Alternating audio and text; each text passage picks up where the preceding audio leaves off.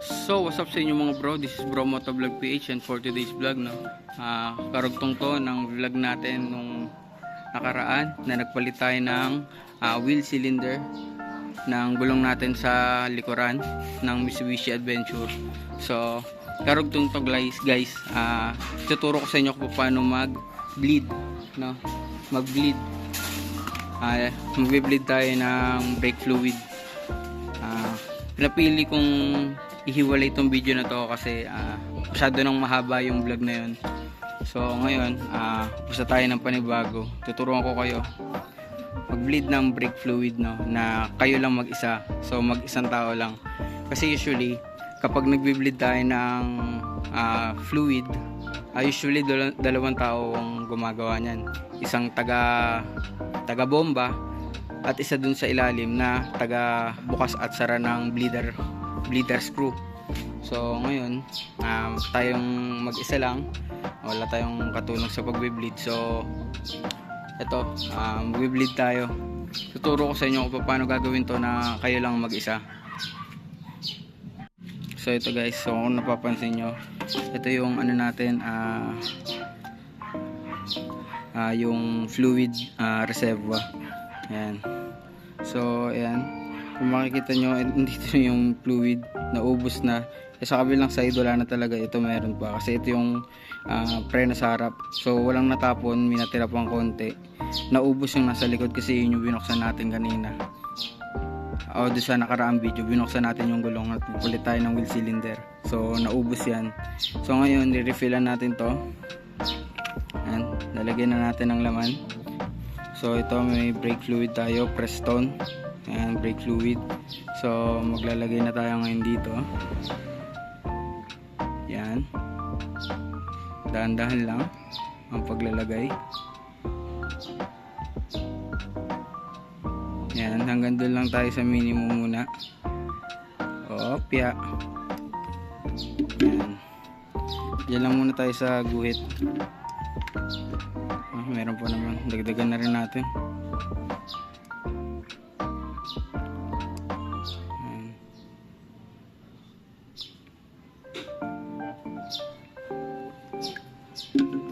Tapos sarado na muna natin. Ayan. So ngayon nalagyan na natin ng fluid to. Ngayon punta naman tayo sa gulong kung saan tayo magbi-bleed. So ngayon nandito na tayo sa side ng gulong sa likuran ng Mitsubishi Adventure. Itong Mitsubishi Adventure kasi guys, isa lang ang bleeder screw nito sa likuran. Yung kabilang gulong kasi, kung saan tayo nagpalit ng wheel cylinder noong nakaraang video, doon sa kabila, wala po yung bleeder screw. Ang bleeder screw po niya ay nandirito. So ang mangyayari po dyan, pag nag-bleed tayo dito, dalawang gulong na po yung binibleed natin sa likod. So ganun po ang Mitsubishi Adventure. Ngayon po, kung meron kayong sasakyan at nagpalit kayo ng wheel cylinder ng isang side, halimbawa may bleeder screw kayo dito sa kanan at may bleeder screw din dito sa kabila, sa kaliwa, so obligado po kayong mag-bleed parehas para sigurado lang na wala na pong hangin sa loob. So dito po sa Mitsubishi Adventure, isa lang po, so hindi tayo masyadong mahihirapan kasi isang side lang ang i-bleed natin. Yung sa harap, pwede rin natin i-bleed yon, pero optional lang yun kasi kung nakita nyo kanina yung reservoir, hindi naman nabawasan yung fluid dun sa bandang harapan. So makita nyo may natira pang konti. So hindi naman po napasukan ng hangin yun kasi hindi naman po naubos yung fluid. So sa pagbe-bleed nito, dahil sabi ko nga mag-isa lang tayo ngayon at wala tayong kasama na magbobomba doon sa brake pedal, ang gagawin po natin ay gagamit tayo ng bote. Yan. Itong bote na to, nilinis ko to. Siguraduhin nyo na malinis yung bote. At siguraduhin yung tuyo at wala ng laman, no? So ngayon, maglalagay tayo ng konting fluid sa loob.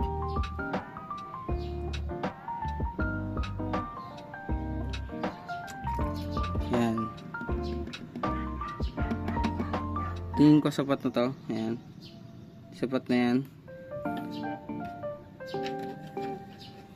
Tapos po, meron ako ditong yung takip niya. Binutasan ko yung takip niya at nakasuot itong gas hose. Yeah, gas hose to. Itong butas kasi ng gas hose, pasok na pasok to sa bleeder screw. Yan. Pasok na pasok sa bleeder screw yan. Walang kasingaw-singaw yan, guys. So, ngayon, ipapasok natin to ngayon. Tapos isasarado natin. Yan. Sisiguraduhin lang natin na itong dulo, yan, yung dulo dulo nitong hose ay nakasawsaw doon sa brake fluid. So itutulak natin pababa para sumawsaw. Ayan. So ayan, nakasawsaw na siya. Ang reason po dyan ay kasi hihigop yun mamaya ng fluid. So ngayon, itong kabilang dulo, yung kabilang dulo nakasawsaw na sa fluid. Ito naman, ipapasok natin sa bleeder hose. Sa bleeder hose yan. So gagamit tayo ngayon ng 10 mm na ipapasok muna natin to. Yan. Then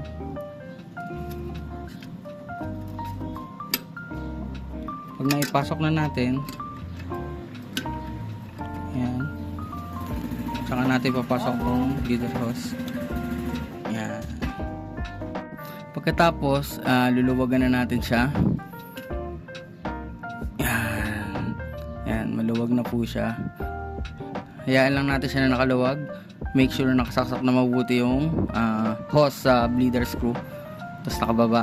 Ngayon, bobomba na ako doon sa loob.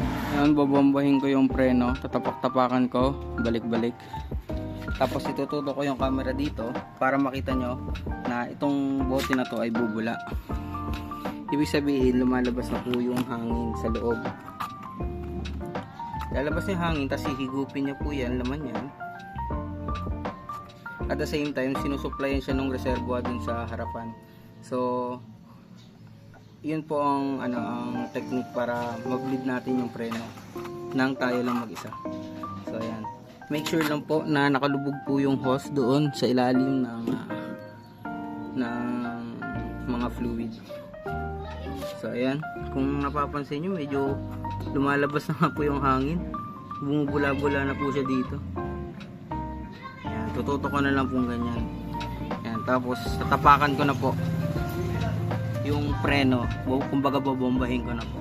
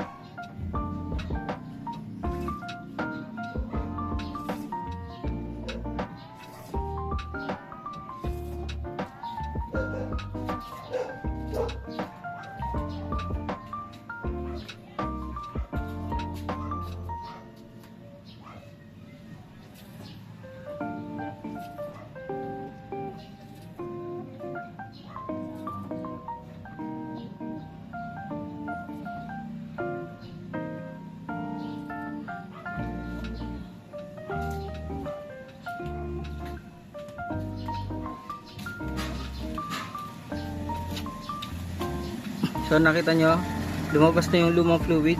Nakita nyo, dumumi. Tapos kung napansin nyo, wala nang hangin na lumabas.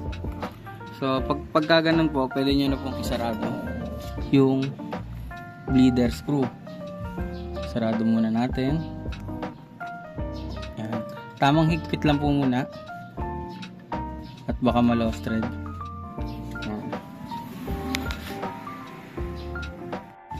So habang binibleed po natin yan, bantayan po natin na wag maubusan ng fluid itong reservoir. So kung nakikita niya po, mababa na siya ulit. Kasi po yung mga fluid na iba ay napunta na po dun sa bote.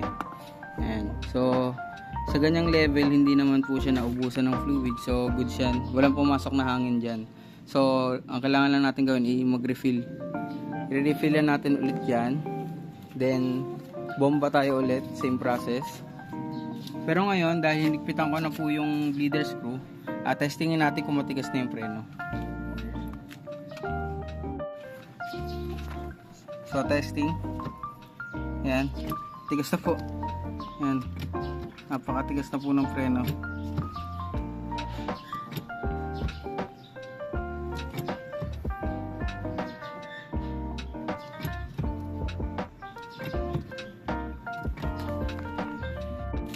Kung marami po kayong fluid, pwede nyo pong ulit-ulitin yung process na yun. Basta wag nyo lang pong kakalimutan itong nasa reserva.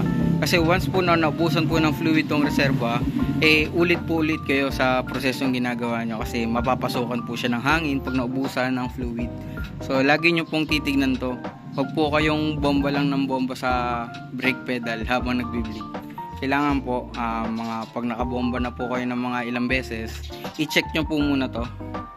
Ito, kung nauubos na, at maglagay kayo kaagad para hindi po makapasok yung hangin sa loob.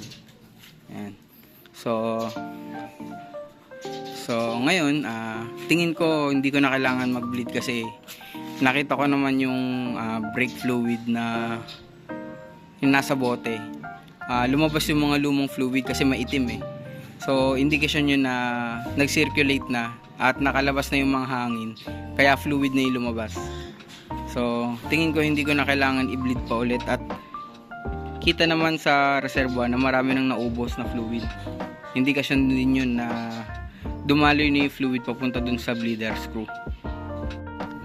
So ayun ayun na lang natira natirang fluid konting-konti na lang.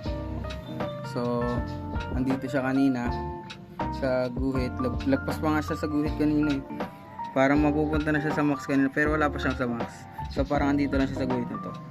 Andyan ang fluid natin kanina. So malaki na po ang naubos niyan. Ayan, pag bumabay ng hanggang dyan, malaki na po yun.